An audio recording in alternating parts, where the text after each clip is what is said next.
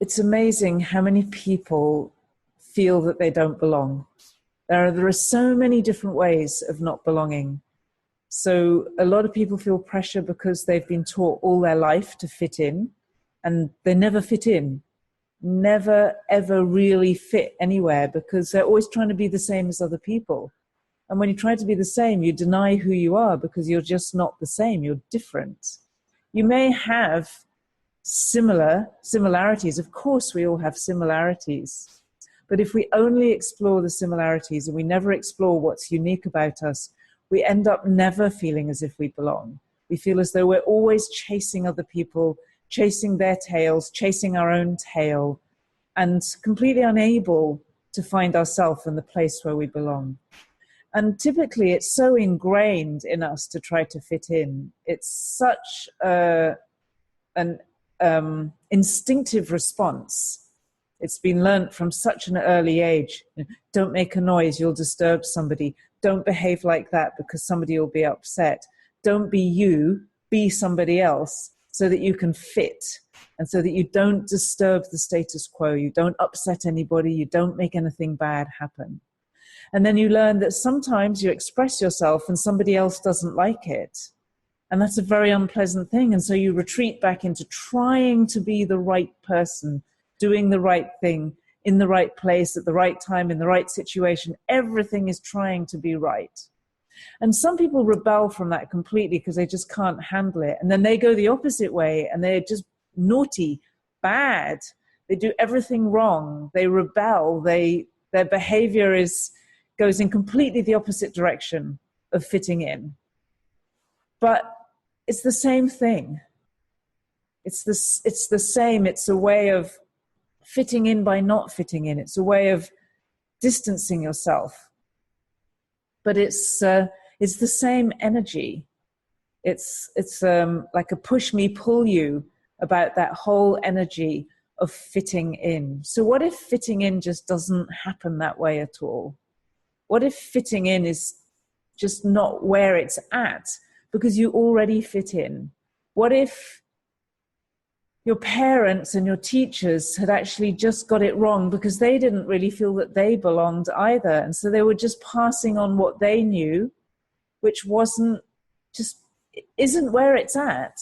If we're all desperately trying to fit in, we create this group of people who are trying to conform, who are secretly rebelling or openly rebelling.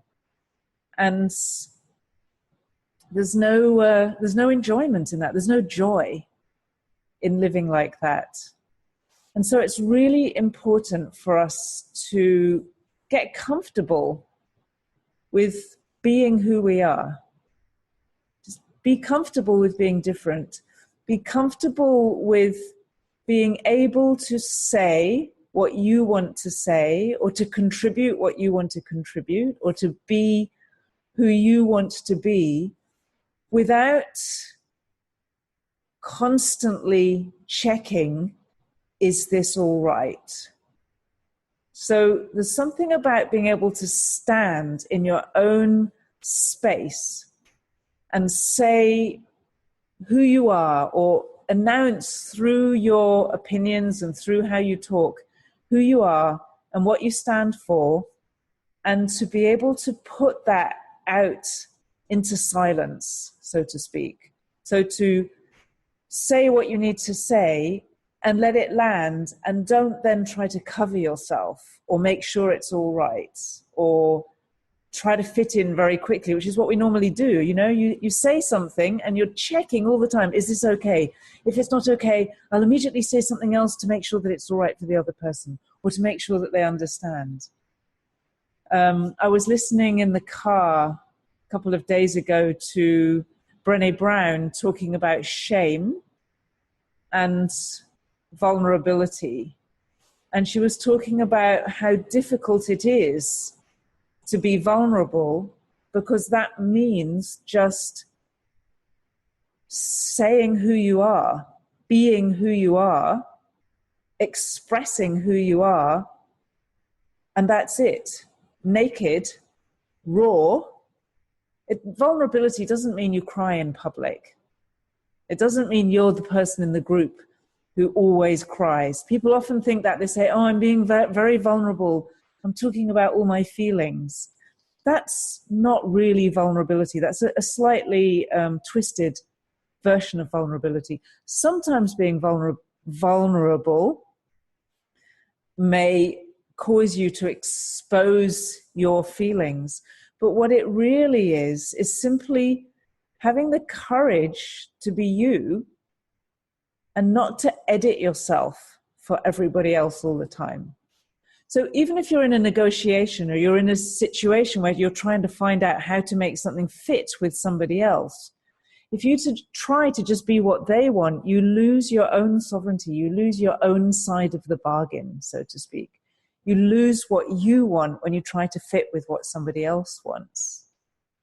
If you're so stuck in your own world you can't even recognize another person, that becomes very isolating. When you feel isolated, you also don't belong. So this sense of belonging is being able to know yourself in a powerful way, in a very aware way, which will also allow you to know another person. When you can know yourself, you find yourself learning how to know other people as well.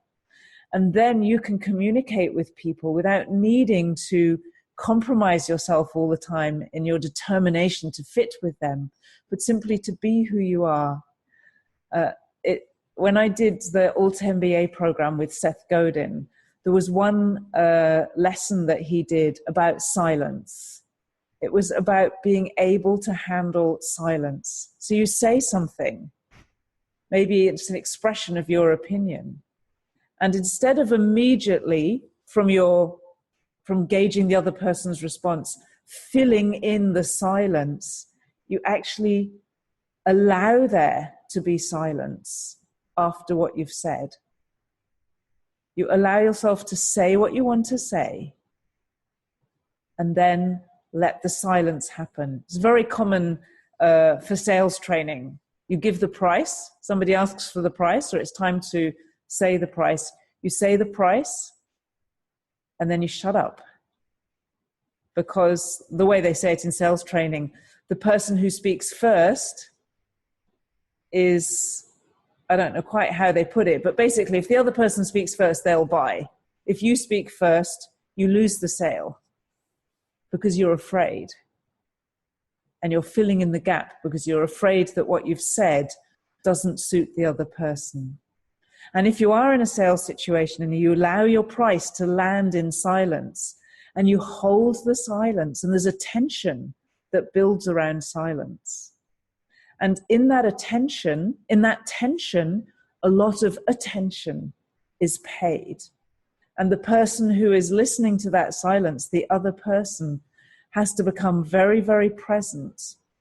And when they feel the pressure to speak, they will tell you what they think. So they'll tell you, I would love that, but I can't afford it. Or, yes, I want that. Or, I like that idea, but I need to go and talk to my husband. Whatever it is, they will tell you, and you can then respond to what they say. Now, the same is true in any conversation. A conversation with your partner, especially a difficult conversation with your partner, or if you want to raise the tone, raise the level of the conversations that you're having, to be able to speak your truth and manage the silence that lands into, because somebody else might not understand it, or they might not agree with it, or it might not be what they expected you to say. To hold the tension, because that brings everybody in the conversation to attention. It brings them to being present. Silence is very compelling. It's very powerful. When you fill in the silence with covering your own back just in case you got it wrong, you weaken the moment immediately. I'm sure you can feel how often you do that. We all do it. So feel the power of knowing who you are, knowing what you have to share, knowing that it's different. And instead of being a scrabbling 5-year-old, or more like maybe an 11-year-old or a 13-year-old, trying to fill in all the gaps, trying to fit, trying to make sure that you do the right thing. Play with the silence. Let someone else come back. Listen to them. Really listen. When you can manage your own expression, your own uniqueness, you then create space for another person to express their uniqueness. In that silence that you create after you state something, there is a space for another person to step in. And because of the way you've done it, because you haven't done it in a way that is denying who you are, you haven't done it in a way that is denying the other person, and they are more likely to rise to your game. They may not. They may play the fitting in game and say, oh, yes, yes, yes, of course, whatever. And so whatever you want. I just want to fit in with you. I just want to make you happy. But they're more likely, if you have really come from that place of inner sovereignty and inner security and inner belonging, they're more likely to stretch into that place themselves.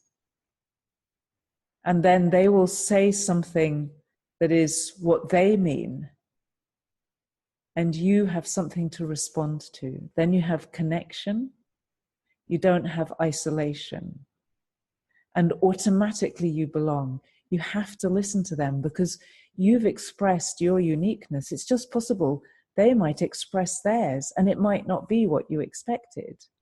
And you're not so in control anymore. But you're listening and you can respond. And then you can negotiate, whether it's a sale or whether it's in a conversation with a partner or with a child or anybody else. Then you start to be able to really communicate and come alive, but you need to be able to listen.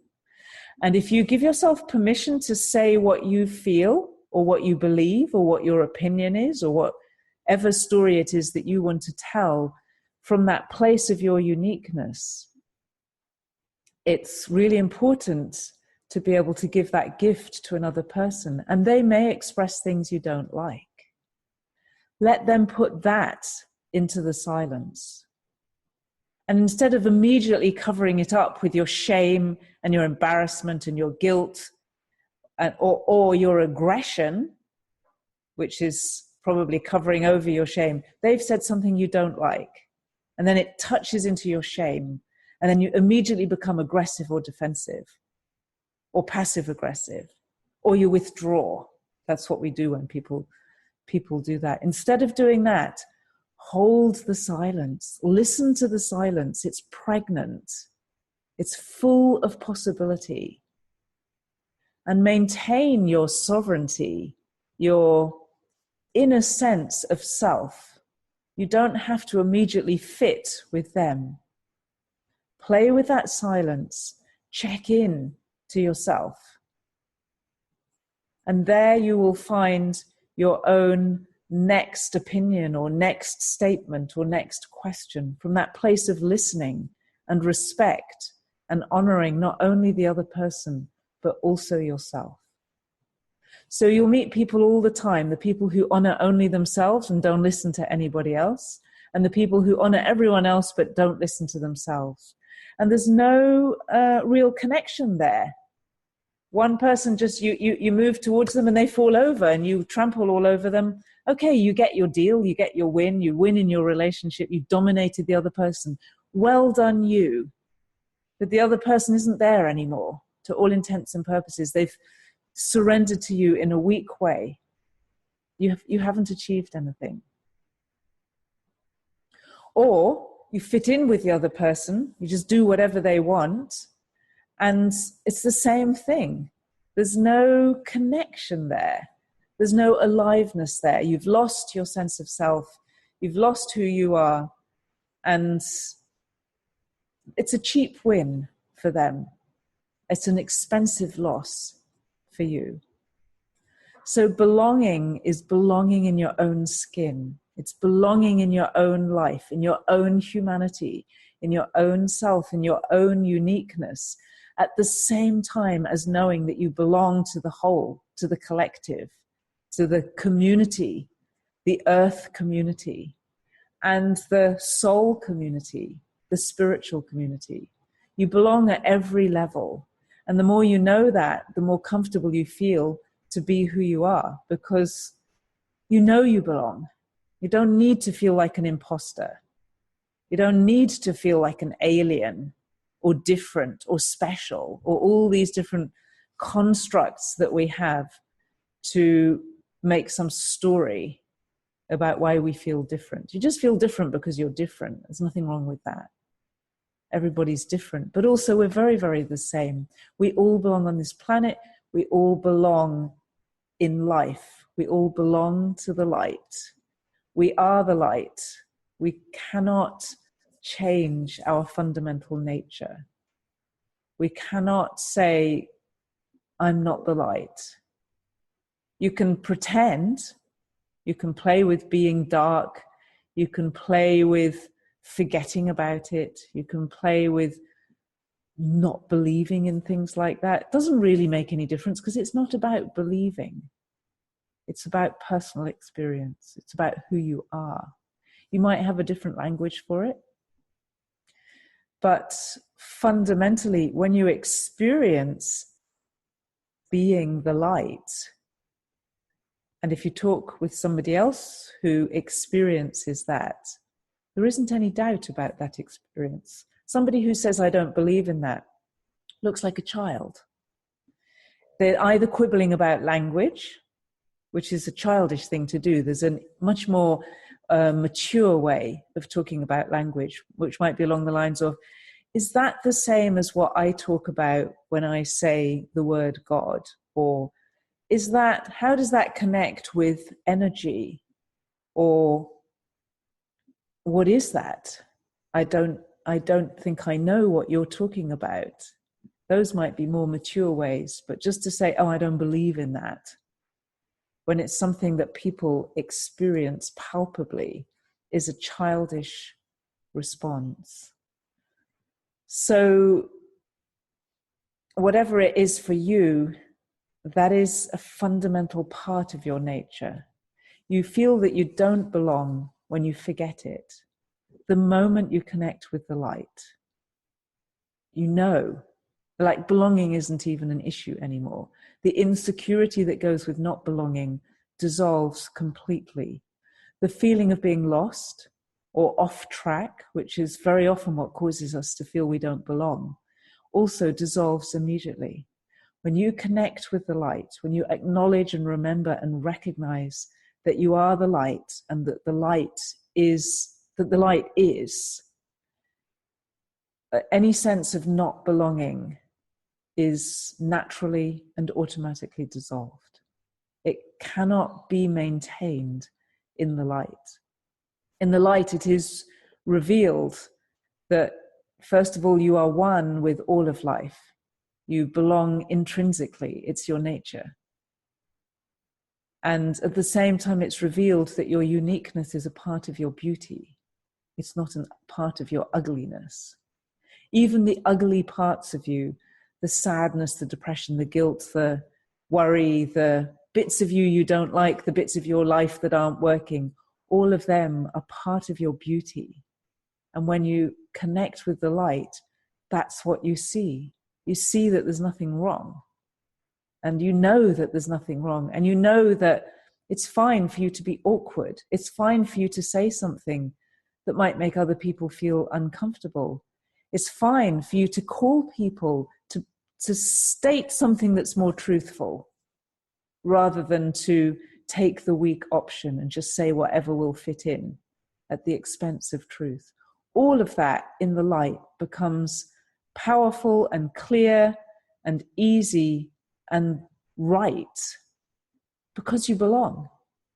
You never didn't belong. You just had the imagination, the story that perhaps you're so special or you're so different that you don't belong. It's forgetting what's true about you.